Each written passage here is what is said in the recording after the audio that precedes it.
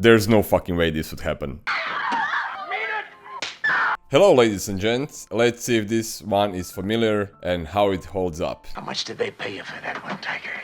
Did Soylent buy your strawberries? The year is 2022 and the world is basically dying. And no, it's not a China virus. Overpopulation is a big problem, the food is scarce and consumed in forms of plastic looking tablets. People are sleeping wherever they can find a piece of free space and walking over one another. Tomatoes, apples, salad and meat is reserved only for the mega rich, while the poor settle with the red, orange and green tablets. Even the booze is rare and considered something special, mostly unobtainable for common people. Hot water, clean water, soap and air conditioning are also a luxury because everyone is living in the filth and pretty much overheating all the time. The air is polluted, everything is in rations and people are just plain miserable or on the brink of rioting. Welcome to the last installment of this unofficial Doom trilogy, and it's one and only legendary Soylent Green from 1973, of course starring Charlton Heston. Yes. It's really been quite a while since I've seen this one, and let's see if I enjoyed it as much as I did so many years ago. Soylent Green is brutal, merciless and unapologetic in portrayal of human destruction and just pure corporate greed. It is also a cautionary tale what would happen if we just put aside our human factor and just place all bets on corporate greed and just race for profit, basically. It is no secret that most of us are familiar with the plot of this movie and people are just becoming a fuel for the machine. As it goes with the Charlton Heston and most of his roles, especially from the last two movies I've seen, which are Planet of the Apes and the Omega Man, he seems to have some savior complex or something. He's just always fighting against the oppression and system and whatnot. And it's not so different in this movie. Believe me, he really shines this one being heroic and somewhat anti-heroic through his mission to uncover the truth behind Soylent Green and the company itself. Pacing through the 99% of the movie is just brilliant, and really there are no filler scenes, there's nothing boring, it's just captivating. Everything is well connected and executed pretty much perfectly considering this is a 50-year-old movie. To be honest, some things could be better and we still get the jello ketchup looking fake blood, but well, it is what it is. Still, it doesn't take anything from the movie. Characters are well written and relatable in their roles, and I also have to point out the fan favorite Saul, who is played by late and great Edward G. Robinson. L'chaim. And he unfortunately passed away just a couple days after finishing his final scenes. Even though movie revolves much around Charlton Heston and his character Thorn, I think Saul just pretty much stole every single scene, from preparing a meal to Chuck to the unfortunately his last scene where he is dying and he just wants to go home. That's what he calls it in the movie. I should have gone home long ago. And I almost shed a tear watching Saul slowly fading away, just remembering how the world once was beautiful and harmonic.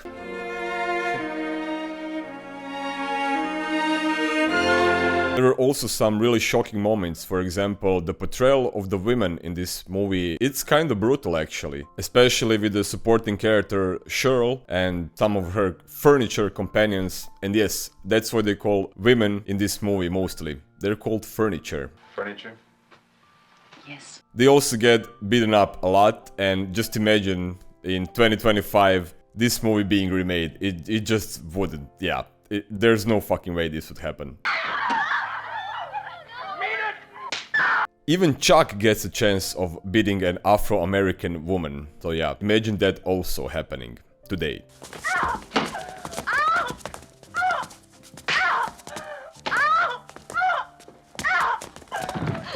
It may sound controversial and shocking as it is, I think it really brings to world building and just to see how low they have sunk as a society and just degraded to this point, it is really shocking. Seems like everyone is disposable and nobody is safe. This is also one of these rare movies where you just cannot put a face to an evil. It's basically just some shady corporation always lurking from the shadows, watching your every step, and it just preys on your every single move and wants to disable you wherever you meddle into their business.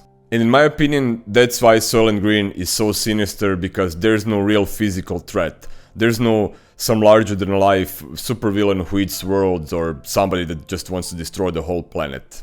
Alright, let's get to the plot and see also some downsides of the movie. We are introduced to a rugged-looking guy who is also our hero named Thorn, and his book Soul, who is the equivalent of the human archive or library and helps Thorn with his cases while rambling how the world once was beautiful and flourishing. Just the people were always rotten. A rich man is killed and our hero cop Thorn is called to investigate what happened. At first it seemed like a burglary, but nothing was stolen. We are also introduced to characters that will be seminal to the story development. Furniture named Shirl and the bodyguard of the slain rich guy Tab. Thorn is a rugged cop who lives on the brink of the poverty and finally gets a chance to enjoy some goodies such as booze, soap and real food. Thorn also gets his hands on some forbidden studies about the oceans from a company named Soylent that produces half of the world's food. He snatches it immediately and shares it with his companion Sol. They finally enjoy a proper meal, realizes how screwed they are. After some digging around, Thorn and Sol find out that the rich guy is named Simmons and was actually a board member of the Soylent company. He was murdered for something he found out and became a liability. Thorn also goes to interview Simmons' bodyguard Tab,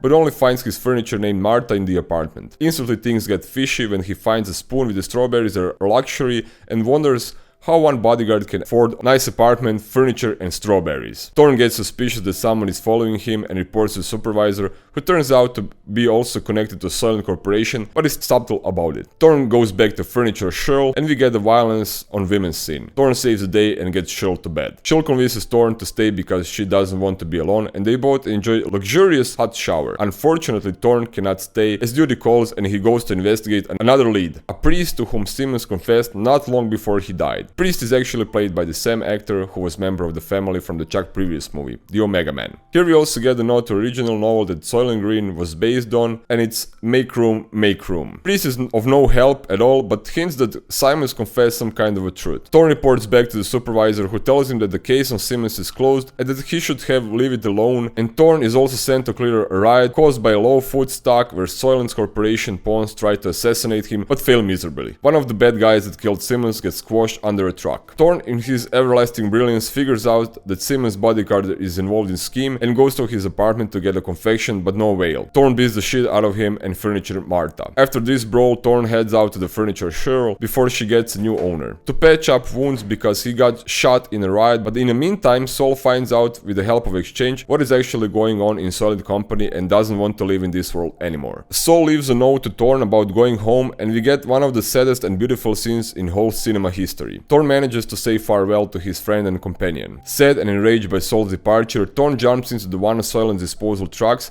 and sets out to find out what is happening in those processing facilities. We find out that green tablets that people eat are actually not from plankton, but from people themselves who passed away. Thorn manages to escape from facility and wants to report to his supervisor about some people following him again, but is unable to. Instead, he calls Furniture Shirl and basically says his farewell. Couple of Soylent pawns, led by Simmons' bodyguard Tab, shoot and chase Thorn. Thorn shoots most of them, but also gets shot by Tab, but manages to escape into the church. Here Tab and Thorn brawl a little bit, until Thorn gets a knife and ends the Tab. Supervisor, cops and ambulance come to the scene and Thorn gets to speak his truth finally. Soylent Green is people. You gotta tell them Soylent Green is people! We gotta stop them somehow! And yes, it is dark, oppressive, violent, also oppressive on women, but it stands as a cautionary tale of what would really happen if we just fell apart as a society. Unfortunately, this movie is not without its shortcomings and it's most putting out in Sol's timeline because he remembers the Earth much more beautiful and perfect while Chuck is just oblivious to it. And it would make much more sense if Chuck was 20 or 25. He's actually more around 50 in this movie. Yeah, that's my problem with the timeline. Still, it's not that big of a deal and it kinda goes along with the movie. Also, the end is a little bit anticlimactic because the brawl and some like action scenes, they're not that good, really. And I know the director didn't want to make this into an action movie and there's actually no dialogue while they're fighting all around. Like there's no cursing, no swearing, nothing. But still, I could do with some better action scenes. On the brighter note, music is just plain perfect. From start till the finish, it's just brilliant. Especially the classical part where Sol is departing into another place. It's just brilliant and epic and it's perfect conclusion to one's life. Visuals are kinda dated. Well, not kinda, they are dated. And that atrocious green-yellow filter on the camera that should represent the pollution in the air it's really just bad. There's no point of having it, but well, it is what it is, I guess. For me, it doesn't take away that much from the movie because the story and the characters and everything else is so captivating, but still, it's there and you can notice it.